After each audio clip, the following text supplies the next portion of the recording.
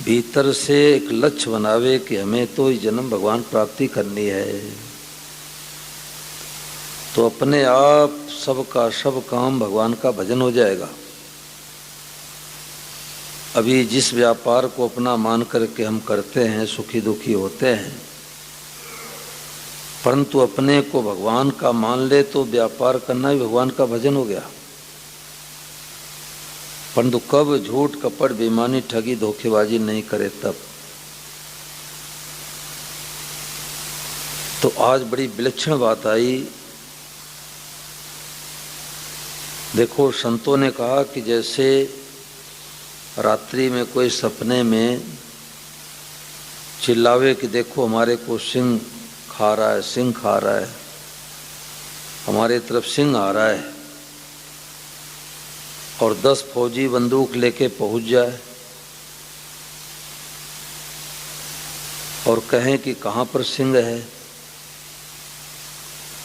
तो सपने में अब वो तो चिल्ला ही रहा है। 10 फौजी नहीं, 10,000 फौजी भी अगर आके कहे कि कहाँ सिंह है तो उसका भय नहीं मिटेगा। परंतु उसको झकझोर के कोई जगा दे कि कहाँ सिंह है, ओहो ये तो मैं सपना देख रहा था। ऐसे सत्संग क्या है? सत्संग झकझोर के जगाता है कि हम क्या चाहते हैं, हम किस लिए संसार में आए थे और क्या करने में लगे हैं। सत्संग एक दर्पण है जिसमें पता लगता है। जो सत्संग को महत्व देते हैं उनके जीवन में सत्संग उतर जाता है। बीकानेर में स्वामी महाराज जी का सत्संग होता था, तो एक धोरा था, महाराज जी वहाँ ठहरते थे, शहर से 2-3 किलोमीटर लगभग दूर। तो सेठ लोग बसें लगा देते, 5, 7, 10 बसें 5 की प्रार्थना में आती। दिसंबर जनवरी के महीने में भी 5 की प्रार्थना में लोग आ जाते। तो एक लड़का आया तो उसको विलम्ब हो गया। तो स्वामी महाराज जी क्या नियम था कि जैसे 5 शंख बज गया तो बाहर वाले बाहर रहेंगे, अंदर वाले अंदर रहेंगे। ये महाराज जी क्यों ये शिक्षा दिए कि अंतिम समय आएगा तो 1 मिनट का भी समय नहीं मिलेगा। कोई कहे कि हम 60 साल में 60 लाख रुपए कमाए हैं और 60 लाख रुपए ले लो, 60 साल का और जीवन दे दो, बोलो भाई मिलेगा?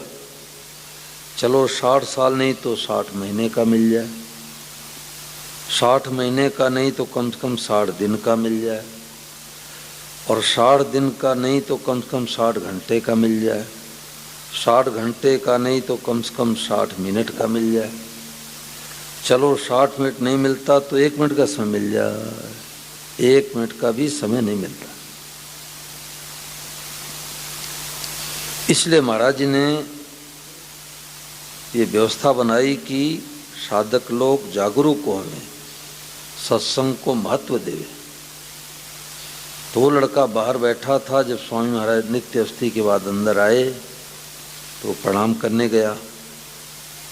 तो महाराज जी ने उसको डांट करके कहा, रे तू पुराना सत्संगी साधक है और समय का ध्यान नहीं देता। तो रोने लग गया। उसने हाथ जोड़ कहा, महाराज जी हमारा घर यहाँ से 8 किलोमीटर दूर है और धुंध कोहरा पड़ा हुआ है, साइकिल चला के मैं आया हूँ। तो स्वामी महाराज जी के ऊपर इस बात का बड़ा असर पड़ा। महाराज जी ने कहा कि इस भाई को सबसे ज़्यादा लाभ होगा क्योंकि इसने सत्संग का टैक्स चुकाया है, सत्संग को महत्व दिया है। तो जो जिस चीज़ को महत्व देता है वो बात उसके जीवन में उतर जाती है। राजस्थान में नौहर एक स्थान है, तो हम श्री आनंद जी महाराज, स्वामी विजयानंद महाराज 5 बजे की प्रार्थना के बाद महाराज जी घूमने के लिए दूर चले जाते थे। तो खूब दूर चले गए घूमने के लिए, सत्संग चर्चा होने लग गई और वापसी में आते आते महाराज जी का सत्संग शुरू होने वाला ही था और समय होने वाला था, तो श्री आनंद जी महाराज ने क्या किया कि बीजानंद महाराज जी का हाथ पकड़े और सर पर दौड़े।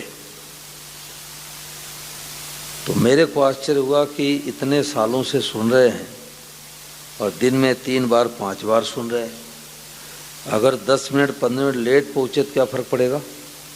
ये मेरे मन में भाव आया कमल जी कि अगर 10 मिनट 15 मिनट लेट पहुँचे तो क्या फ़र्क पड़ेगा।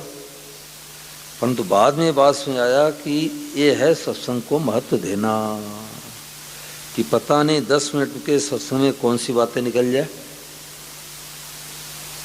तो जो सत्संग को महत्व देते हैं उनके जीवन में सत्संग उतर जाती है। महाराज जी कहते जो कभी सत्संग करते हैं, सुनते हैं, कभी नहीं सुनते, तो उनके जीवन में सत्संग नहीं उतरती।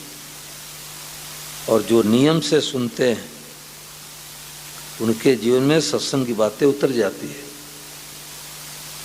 हरियाणा में एक लीलाधर शर्मा जी हैं, बड़े अच्छे साधक, लगभग 65-68 साल की उम्र है और 2:30-3 बजे 4 बजे उठ जाते हैं, स्नान करके 5 बजे प्रार्थना करते हैं। हरियाणा में आसपास सत्संग होता है तो 50 किलोमीटर दूर सत्संग में 4-6 लोगों को लेके पहुंच जाते हैं। इसको कहते हैं लगन, इसको कहते हैं रुचि।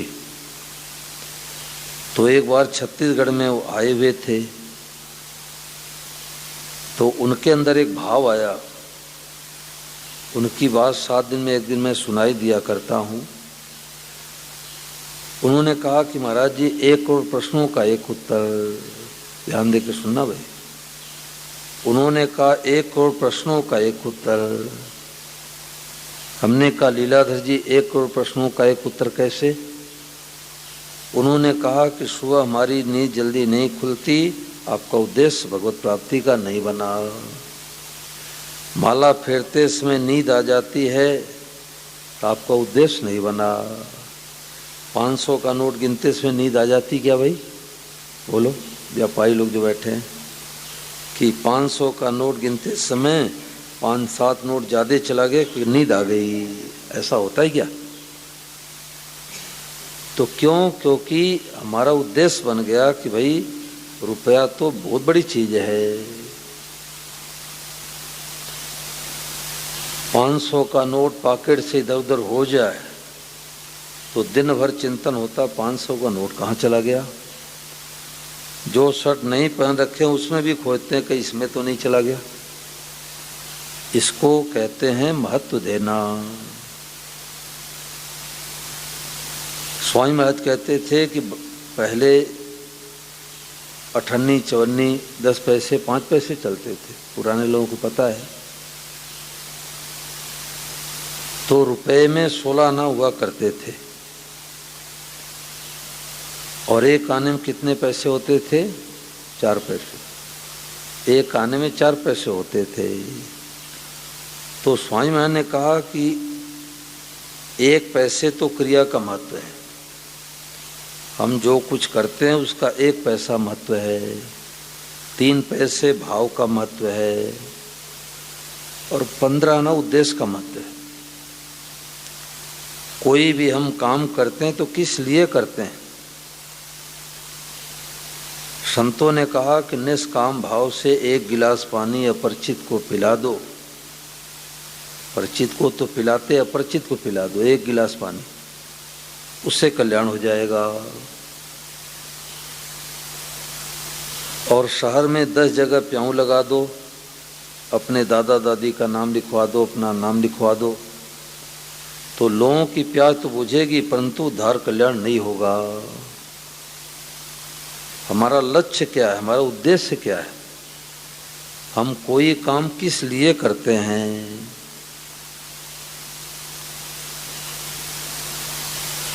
तो आज महाराज जी ने याद दिलाया कि 5% में तो क्रिया और भाव दोनों आ गए और लगभग 95% उद्देश्य का महत्व है कि हम कोई काम किस लिए करते हैं। हम लोगों की क्या दशा है। स्वामी महाराज सुनाते, एक ब्राह्मण देवता मेले से ऊँट खरीद के ला रहे थे। पुराने जमाने की बात, 400 रुपये का ऊँट खरीद के लेके आ रहे थे। तो रात्रि में गांव में विश्राम किए तो विवाह उत्सव चल रहा था। तो ब्राह्मण ही ठहरे, उन्होंने सोचा कि विवाह मंडप में घंटे 2 घंटे बैठ जाऊं तो 8 आने 4 आने दक्षिणा मिल जाएगी। तो जब विवाह मंडप में 2 घंटे बैठे तो विवाह के समापन के बाद ब्राह्मण देवता को 4 आने की दक्षिणा मिली। बड़े राजी हुए और जब बाहर निकले तो देखा कि जिस ऊंट को पेड़ में बांध रखा था, चोर चोरी करके लेकर के चले गए। यानी 4 आने की दक्षिणा के लिए 400 रुपये की ऊंट की चोरी हो गई। इसका मतलब क्या हुआ? इसका मतलब ये हुआ कि सांसारिक चाहना रखने के कारण से जो सबसे बड़ी आवश्यकता है भगवान की प्राप्ति, उसको तो छोड़ दिया। धन हो जाए, बेटा हो जाए, मकान हो जाए, पोता हो जाए, ये तो 4 आने की दक्षिणा मिली और 400 रुपये की ऊँट की चोरी हो गई। तो आज महाराज जी ने याद दिलाया कि भाई एक लक्ष्य, एक उद्देश्य बनाओ कि हमें तो इस जन्म में भगवान की ही प्राप्ति करनी है।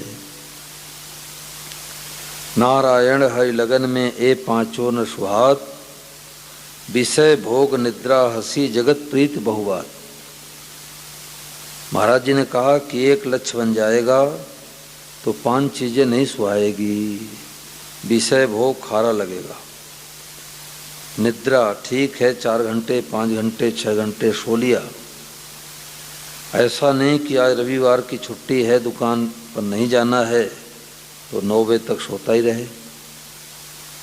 विषय भोग निद्रा हंसी, हंसी ठिठोली उसको नहीं सुहाएगी। जगत प्रिय, संसार में ज़्यादा रचेगा पचेगा नहीं, और बहुबात का मतलब गपशप में निरर्थक समय नहीं बिताएगा। एक लक्ष्य, एक उद्देश्य नहीं बनता, इसलिए साधन में शिथिलता आती है। अब इसमें कोई बात पूछो आप लोग। जो खास बात ये विषय आज का चला है कि जीवन में एक उद्देश्य बनावे कि हमें इस जन्म में केवल भगवान की प्राप्ति ही करनी है। तो न घर छोड़ना, न मकान छोड़ना, न दुकान छोड़ना, न बाल बच्चों को छोड़ना। एक बात स्वीकार कर ले कि हम भगवान के ही हैं। तो ये जो पंचामृत लिखा हुआ है स्वामी महाराज जी का, ये पंचामृत, पहली बात पकड़ते ही 4 बातें अपने आप आ जाएगी कि हम जहाँ भी रहते, कहाँ रहते हैं, भगवान के दरबार में, यानी भगवान के घर में रहते हैं। ये अपना घर नहीं है, ये तो 10 साल 20 साल 50 साल के लिए रहने के लिए मिला है। और तीसरी बात आ जाएगी कि हम जो शुभ काम करते हैं, क्या करते हैं, भगवान का ही काम करते हैं। अब भगवान का काम करेंगे तो झूठ कपट बेईमानी ठगी धोखेबाजी क्यों करेंगे भाई? अपना काम करते हैं तो झूठ कपट बेईमानी करते हैं। और चौथी बात आई कि शुद्ध सात्विक जो भोजन प्रसाद पाते हैं, ठाकुरी भोग लगा के भगवान का ही प्रसाद पाते हैं। और 5वीं बात आई, भगवान के देव प्रसाद से भगवान के जनों की सेवा करते हैं। तो हमारा एक लक्ष्य बनाते ही 24 घंटे का भजन शुरू हो गया। अब इसमें कोई बात पूछो आप लोग। जो संतोष मैंने सुना है, महापुरुषों के चरणों में रहने का मौका भगवान के पास मिला है, तो जो उनसे सुना हूँ तो बता दूंगा, नहीं आएगा तो कह दूंगा भाई मेरे को नहीं आता। बताओ माताओं बहनों में भाइयों की बात पूछो।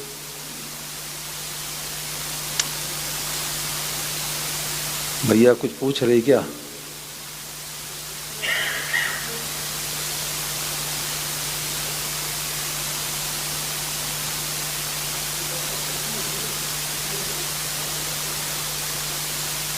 बताओ सुशील जी, कोई बात पूछो।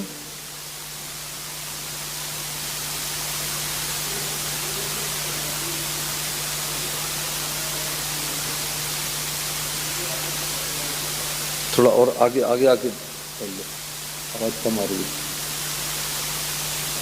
हाँ बोलो।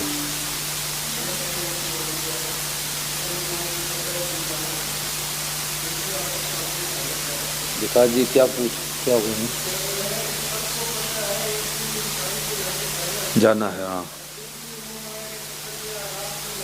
लगा हुआ है। बहुत सुंदर प्रश्न है। इसका उत्तर आज महाराज जी ने यही दिया कि एक लक्ष्य नहीं बना, एक उद्देश्य नहीं बना। गंगा गए गंगादास और जमुना गए जमुना दास। न तो रुपए कमाने में लगा है और न तो भगवान में लगा है, न मान बढ़ाई में लगा है, सब में लगा है। थोड़ा भजन कीर्तन भी कर ले, थोड़ा सत्संग भी कर ले और रुपया भी कमा ले। एक लक्ष्य एक उद्देश्य बन जाए कि हमें अब उम्र तो बहुत समय चला गया, कुछ पता नहीं है। देखो हमारे साथ में मोहन बाबा रहते थे, आपने देखा होगा जी मोहन बाबा को, बूढ़े संत थे। तो स्वामी महाराज जी के साथ में कई वर्ष रहे। तो नागौर में सत्संग करा रहे थे, हार्ट का दौरा आया, बूढ़े थे तो हॉस्पिटल में ले जाया गया। फिर जयपुर ले गए तो ठीक हुए, एक हफ्ते बाद फिर हार्ट का दौरा आया। तो कुछ बात करना चाहते थे, ऐसे नंबर मिला करके हाथ में बेटे थे, दे दिए, बोल नहीं पाए। बोले पेन लाओ, पेन हाथ में ले लिए, लिख नहीं पाए। ये हमारी सबकी यही दशा होने वाली है, हमारी आपकी सबकी यही दशा होने वाली है कि लिख नहीं पाएंगे, बोल नहीं पाएंगे, सुन नहीं पाएंगे। अभी तो मिला हुआ तो उसका हम कदर नहीं करते, मिली हुई चीज का कदर नहीं करते। तो एक लक्ष्य नहीं बना, इसलिए हमारी जीवन की गाड़ी ठीक नहीं चल रही है। काम भी आता है, क्रोध भी आता है, लोभ भी आता है, नशा पता भी कर लेते हैं। क्यों सोचते हैं कि अभी हम थोड़े मरेंगे, कम से कम 90 साल तक जिएंगे ही। फतेहाबाद में घटना घटी, फतेहाबाद हरियाणा में। किसी ने मेरे को मोबाइल पर दिखाया, वो सीसीटीवी कैमरा में आया होगा। होटल का मालिक, बढ़िया वीआईपी कुर्सी बैठ के, इधर उधर घूमने वाली कुर्सी, और रुपये का लेन देन कर रहे थे। हाँ, और कोई ग्राहक ऐसे नोट पकड़ा रहा है और ऐसे लटके तो जयराम जी की। इतना समय लगता है भाई? बालू के भीत पर हम बैठे हैं। तो आज ही महाराज जी के सत्संग से एक लक्ष्य बना लो कि भाई हमें इस जीवन में भगवान की प्राप्ति ही करनी है। तो जितने दुर्गुण दुराचार हैं सब मिट जाएंगे, और एक लक्ष्य नहीं बनेगा तो दुर्गुण दुराचार पीछा छोड़ेंगे नहीं। हम इतने जल्दी थोड़े मरेंगे, ठीक है ना? और बताओ।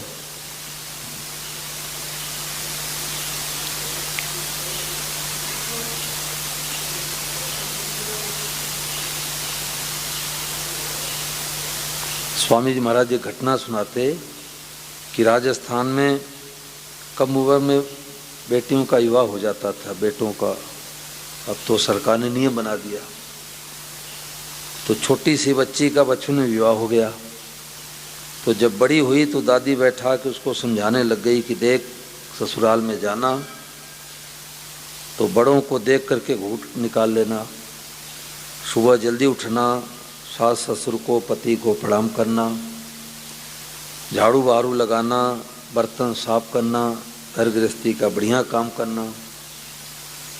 तो जब समझा करके उसने पूछा कि तुम्हारे एक बात में आई, तो उस बालिका ने राजस्थानी भाषा में कहा कि जो तो जाऊं तब तो, मैं तो जाऊंगी नहीं। जो तो जाऊं तब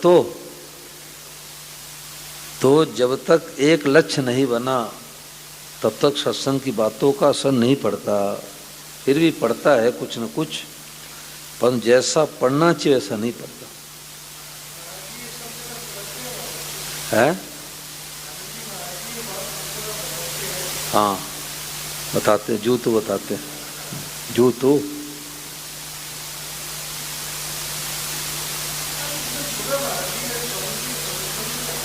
हाँ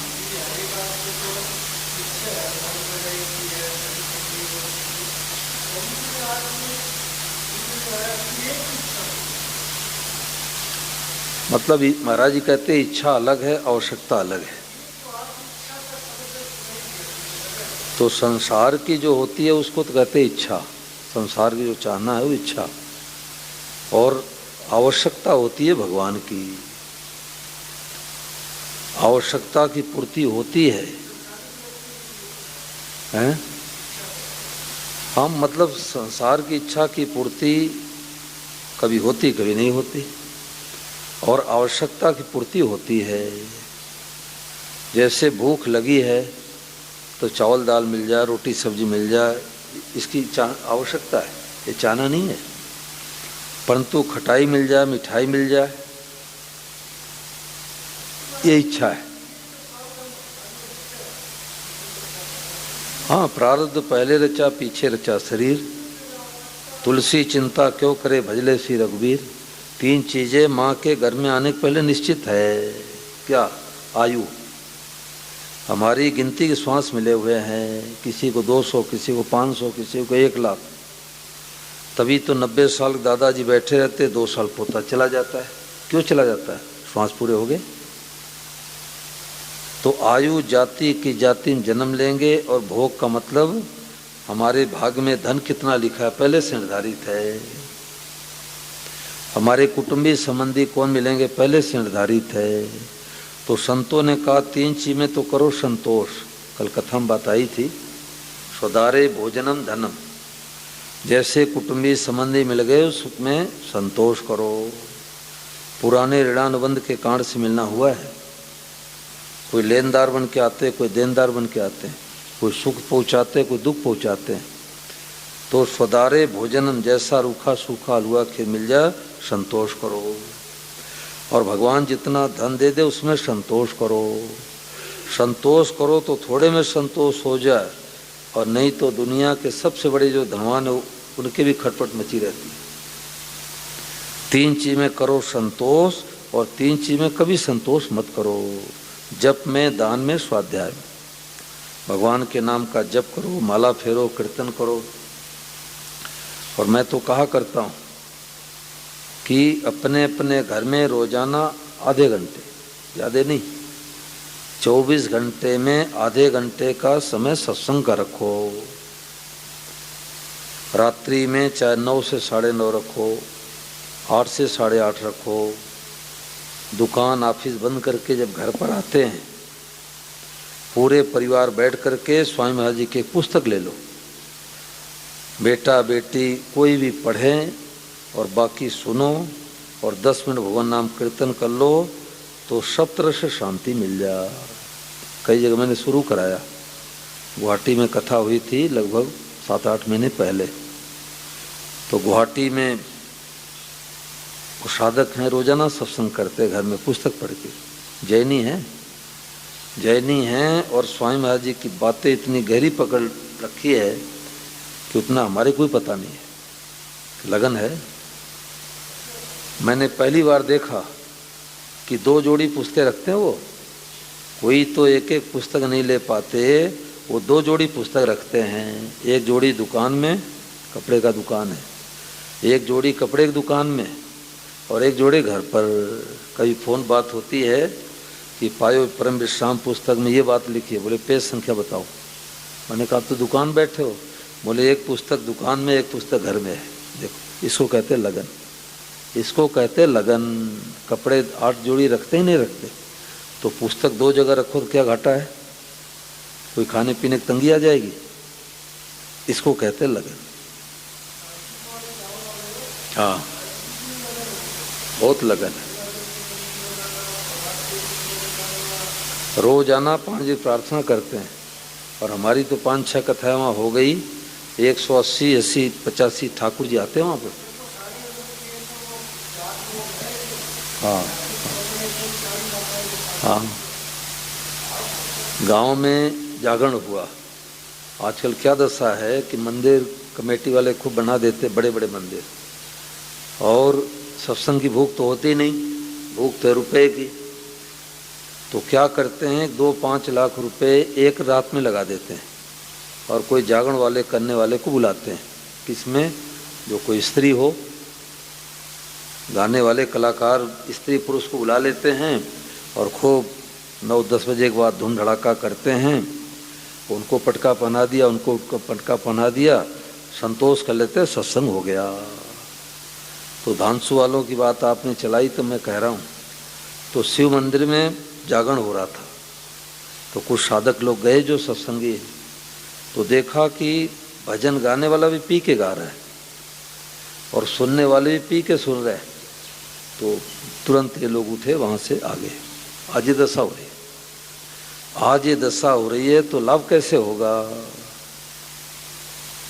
हैदराबाद के एक सज्जन मिले, बोले कि महाराज मैं जागरण कराया था, 8 लाख रुपए लगा था, आपको क्या मिला? बीड़ी पीना छोड़े नहीं, सिगरेट पीना छोड़े नहीं, गुटखा खाना छोड़े नहीं, शराब पीना छोड़े नहीं, और वाह वाह में 8 लाख रुपए लगा दिए। तो आज बहुत गिरावट आ गई। त्यागी संतों को क्यों नहीं बुलाएंगे? वो डांट लगाएंगे, वो कहेंगे नशा पता मत करो। तो ऐसे लोगों क्यों बुलाएंगे? ऐसे लोगों को बुलाएंगे कि वाह वाह वाह वाह करेंगे, वाह वाह करेंगे, तो ऐसे लोगों को बुलाएंगे। तो गुरु लोभी शिष्य लालची, दोनों खेले दाव, और दोनों डूबे परशुराम बैठ पत्थर की नाव। गुरु जी तो ले करके डूबते हैं, चेला दे करके डूबता है, दोनों कल्याण उद्धार नहीं होता। गुरु बना करके संतोष कर लेते हैं, गुरु बना करके संतोष कर लेते हैं कि हम तो सगुरा हैं, और वैसे बीड़ी तंबाकू खाएंगे। अभी निगुरा है, निगुरा, भ्रम में मत रहना कि हम सगुरा, आप निगुरा हैं।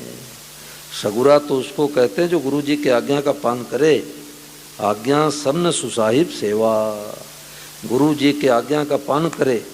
एक बार सदैव श्री आनंद जी महाराज स्वामी महाराज से बोले कि महाराज जी आपके पास में रहने वाले जो सेवा करने वाले हैं, ये तो बिल्कुल नज़दीक रहते हैं, और हम तो आपके थोड़े दूर रहते हैं, आपके नज़दीक में उतना आते नहीं। महाराज जी का प्रवचन लिखा करते थे, 3.5 घंटे लगते थे, 4 घंटे प्रवचन लिखने में। सुबह जब महाराज जी प्रवचन बोलते थे, 25 मिनट बोलते थे, फीता वाली कैसेट चलती थी, तो 2 दिन का मतलब कि 60 मिनट की कैसेट रहती थी।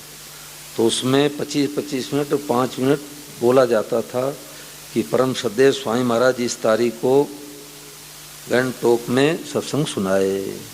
तो आधे घंटे की एक पूरी 2 दिन की कैसेट बन जाती थी। तो रोजाना का प्रवचन सदैव श्री आनंद महाराज ऐसे रेडियो में लगा लगा करके लिखते थे। 1 महीने लगभग मैंने भी लिखा था। तो महाराज जी से उन्होंने पूछा कि महाराज जी साथ में तो आपके रहते ये लोग, हम तो दूर रहते हैं थोड़ी। तो महाराज जी ने कहा कि देख हमारे हाथ पर मक्खी बैठी है, इसका कल्याण हो जाएगा। मक्खी बैठी है साथ में, हाथ पर, कल्याण हो जाएगा। कल्याण उसका होता है जो बात माने, चेला वही होता है जो बात माने। तो बात माने नहीं तो कल्याण उद्धार कैसे होगा?